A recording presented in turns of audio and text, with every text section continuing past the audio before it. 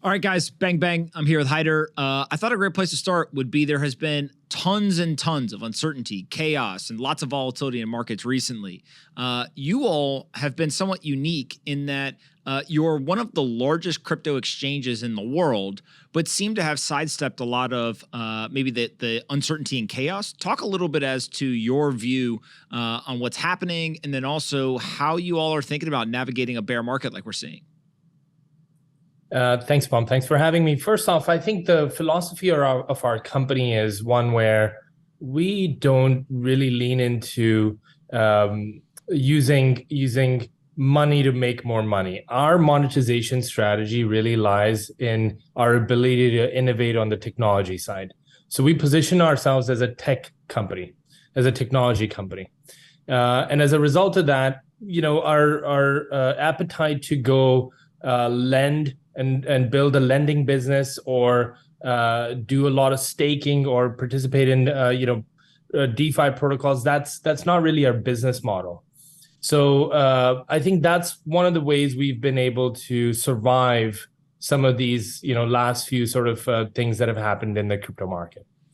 My view on what is actually going on, I think other firms have to just be careful. We can learn a lot from Luna and perhaps what we're seeing go down with FTX.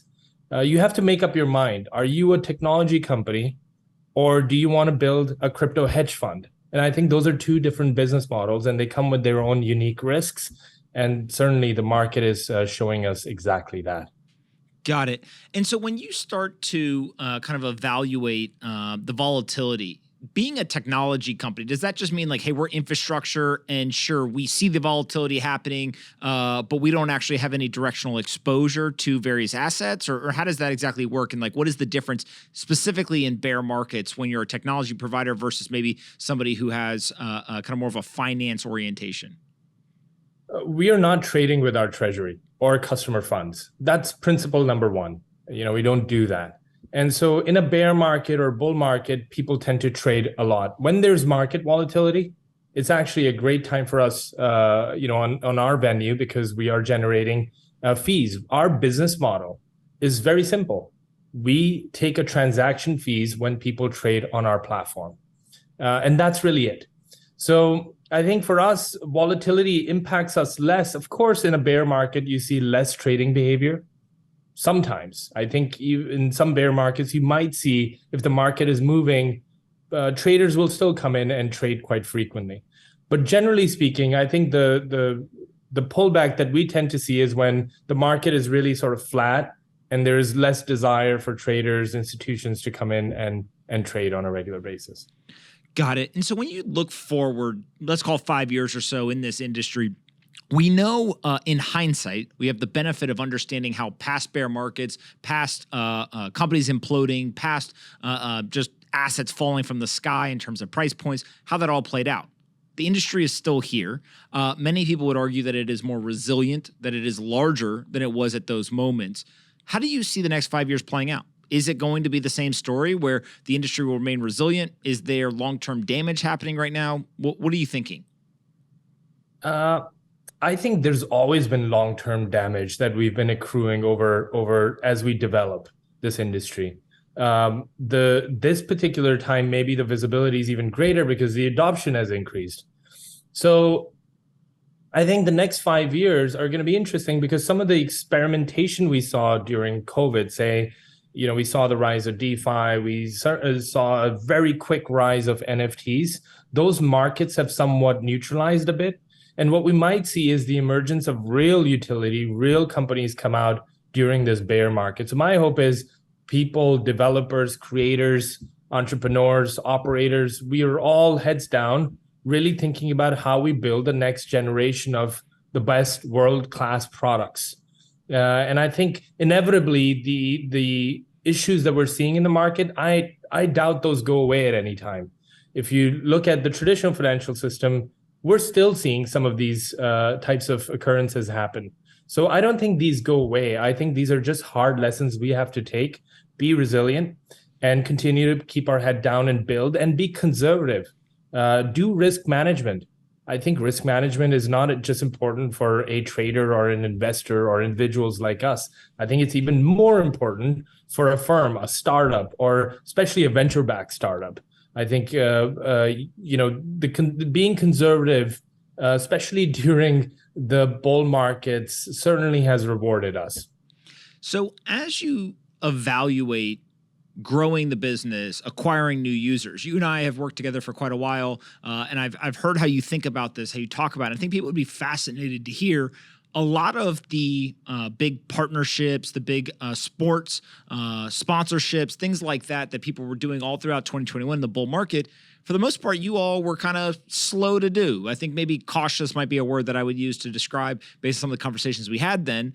But then when the market turned over and we went towards the bear market, it seems like you got much more aggressive and you started to sign some bigger deals and do some of that stuff. Talk a little bit as to maybe why did you all not do so much in 2021 and then you started to do a lot more in 2022? I think, Pomp, you have a background in growth and marketing. We both know that when you're going into Christmas season, for example, all ad inventory is really expensive. Everyone's bidding for it.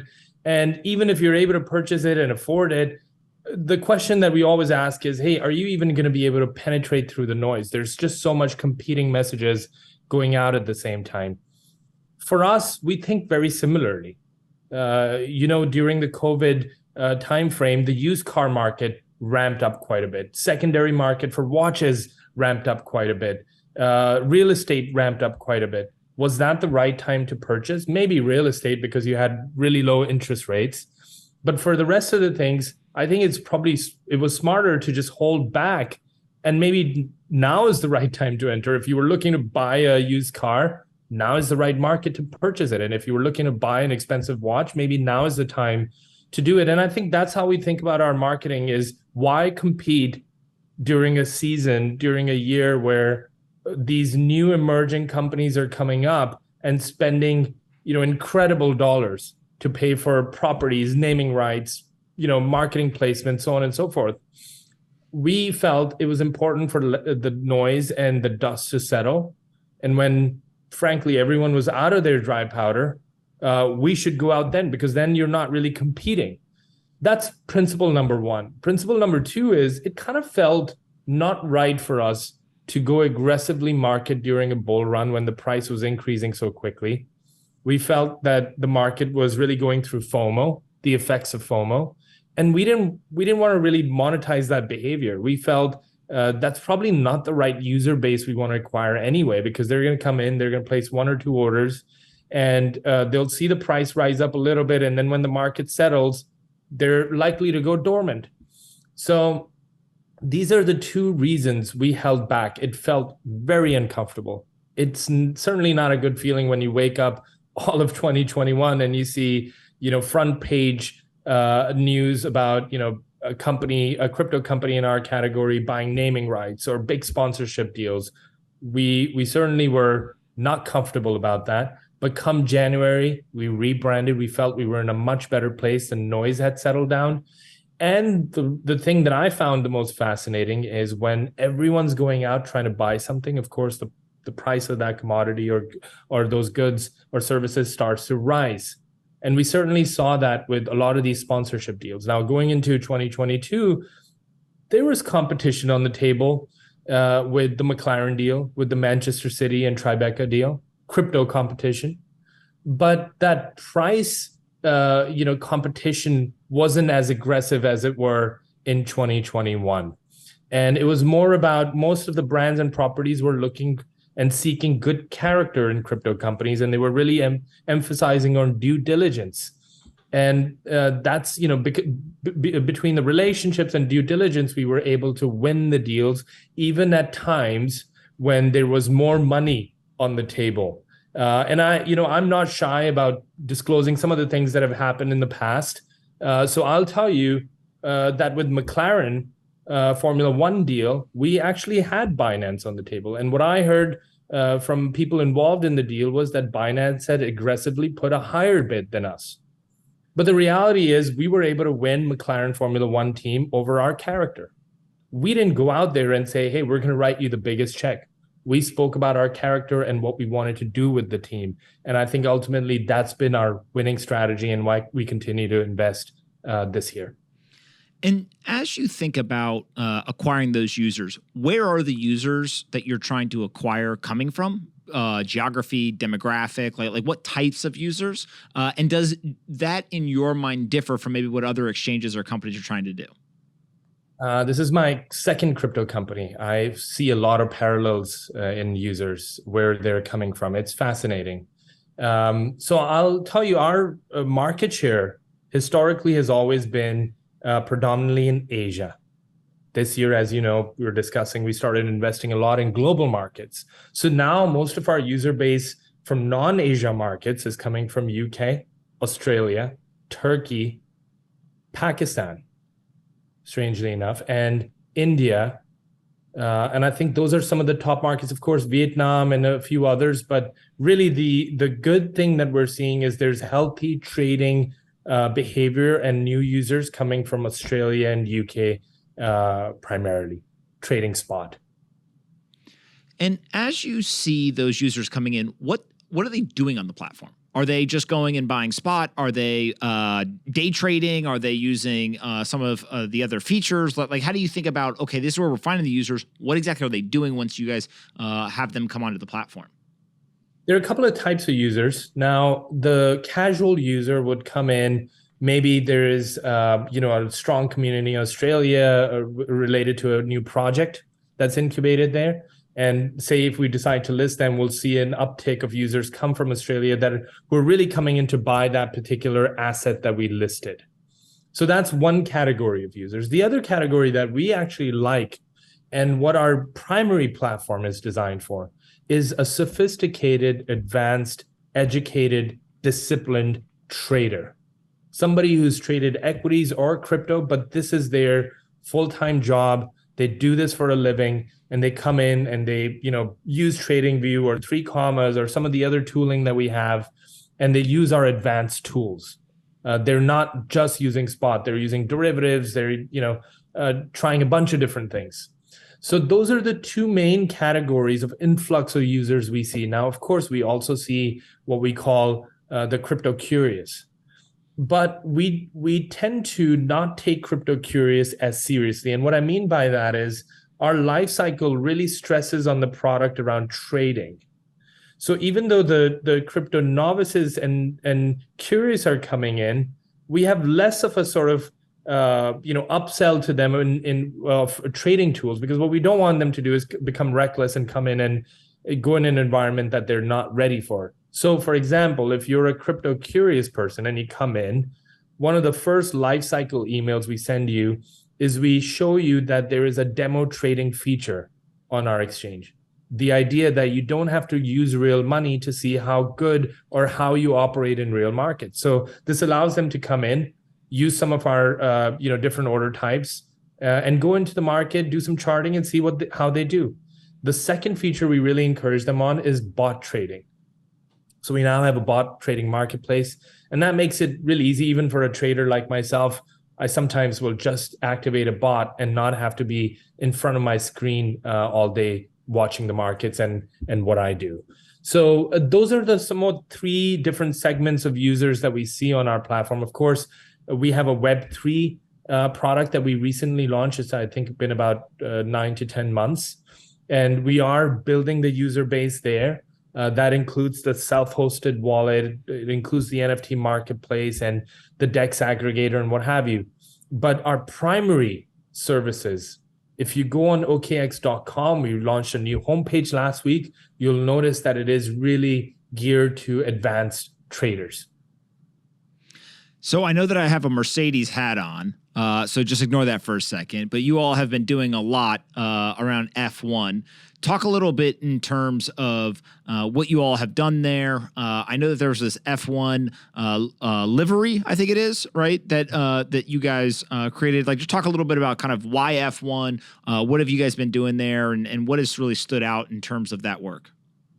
Well, quickly, I like Mercedes. I think Mercedes is an incredible team. Lewis Hamilton, is an incredible driver. And a fun fact, I think, don't quote me on this, but I think Lewis Hamilton's first Grand Prix win was with the McLaren team. So that gives me a little bit of comfort. What we have done with McLaren and what we set out to do in the beginning of this year was we had the intention, and we discussed this with the people involved, that we didn't want to just be another logo on the car. We wanted to be more than that.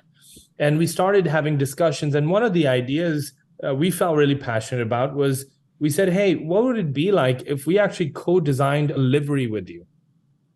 And, initially there was somewhat of hesitation, but eventually I think the teams aligned on it. And this year in Singapore, on the back of Token 2049 conference, we released the first OKX co-designed livery with McLaren Formula One team. And that livery was operational at Singapore Grand Prix, but it also then went to the Japanese Grand Prix the following weekend after that.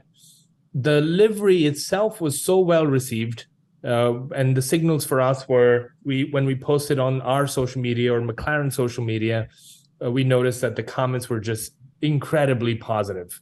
And that was really such a feel good. But what the bigger feel good for us was when we got notified that the chief of F1 wanted to feature the livery in the esports game. So now if you're playing Formula One game at home on your PC or Xbox or PlayStation, you're able to go into the McLaren garage and choose the OKX McLaren livery, which I think is extremely special. As you do things like that, is that just brand exercise, or do you expect to acquire users from those types of activities as well? Our philosophy on this has been, when you do brand deals, don't commercialize them right away. Take some time. So this year has been what we call an introductory phase to the fans. And this year our goal was just one thing. Let's get into the sport and supercharge the fan experience. How can we come in as a partner to Manchester City, to McLaren, to Tribeca, and make their experience, the people's experience, better? And once we do that and people are familiar with our brand enough this year, and the OKX logo has had some repetition, going into next year, we will begin to activate and do some demo days. So I think the idea next year will be, if you show up at the paddock, and I hope, Pomp, we're able to host you this coming year, we will have our own demo installations probably at one of these venues. And that's the kind of stuff we're going to start to explore with our brand partners. But more importantly, I think the service we want to give back to the industry and customers ultimately is to expose them to how disciplined these teams are, how disciplined these drivers and football players are. And maybe, just maybe, the traders that are trading on our platform or otherwise are able to grab that discipline and replicate it in their day-to-day lives. I think you and I both know, when you're trading, it's a pretty stressful job. You have to do a lot of education, self-education. You have to do a lot of tracking. You have to keep up with the market. There's just a lot of noise that you have to keep up with. And if you don't have your mental health, if you don't have your physical health, if you're not sleeping well, if you're not really disciplined, don't have a routine, it's really impossible to succeed. So I think those fundamentals, we're hoping, can inspire the traders who are on our platform to think differently. When you think about, let's say, I don't know, the next 12 months or so, what are the two major milestones that you think the industry needs to hit, OKX needs to hit, or maybe even just individual participants need to accomplish in order to kind of get us back on the track that we all want to be? Bear markets suck. People are all super, super negative. There's no positive news. People are just like, oh, shit. What are the things that kind of turn us around here? Is it just the Fed pivots, or are there other things that maybe are within our control that you think would be pretty big for people to participate in? Maybe this is a one-sided answer from a point of view or vantage point of OKX, but I think the first thing we are seeing in the market in light of FTX saga is that we all agree, most of the major venues agree, that we should have auditable proof of funds and proof of reserves. I think that's going to be a really important thing that we all embark on. I see intention from all centralized exchanges to do that. I'm seeing messages from most founders and executives at companies who are saying, yes, that is the right move. I think that's going to be really, really important. And I think that's not necessarily a bad thing for crypto, because if you think about it, do we actually get to see that in the traditional finance world? Probably not to the degree that you're going to actually get to see it with the direction we're taking. So for OKX, we're going to have our Merkle tree proof of reserves published within the next 30 days. Today, if you go on our Twitter channel, you'll notice that we had a post where we publicized all our public wallet addresses. So people can actually start to see, as we're putting the proof of reserve proof together, people can start to see what our public wallets look like and what those reserves look like. So I think that's going to be a really big undertaking for all centralized exchanges and perhaps even decentralized exchanges. The other piece I think that may come out of this inevitably, and I think most of us are anticipating this to some degree, is in light of, depending on how this whole FTX thing pans out, it's very likely we're going to see some acceleration of regulations. Now, I hope that our message to regulators is, please work with us and let's sit down and have some common sense framework. And the idea behind those frameworks should be that we don't slow down or stop innovation. I think there was one of the executives, maybe it was Jeremy from Circle, who was saying that most of the trading right now in crypto happens outside the United States because the regulations are so strict in the United States that it's just really hard to have that level of trading activity here. So my hope is that we see regulations, but we really sit down and educate regulators and work with them and ultimately bring frameworks to life that don't stop innovation, that don't stop access to these markets, but rather there's some more common sense around how to protect consumers, which is ultimately what regulations are about. That makes complete sense to me. Where can we send people to find you on the internet or find out more about OKX?